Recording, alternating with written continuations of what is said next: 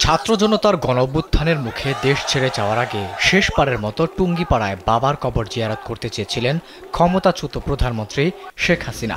তবে গণভবনমুখী লাখ লাখ মানুষের অভিযাত্রার কারণে তিনি সে সুযোগ পাননি।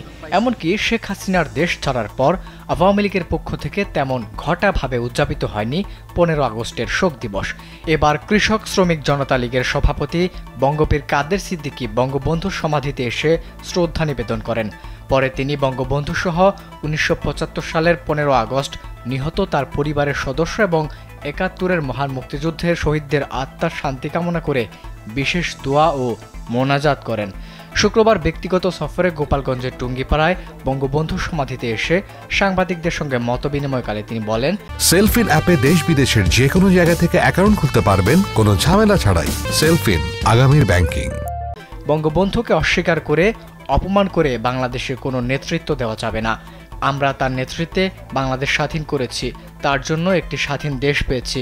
বঙ্গবন্ধুকে সম্মান করে স্বীকার করে তার যতটা সম্মান প্রাপ্য ততটা দিয়ে আমাদের এগিয়ে যেতে হবে।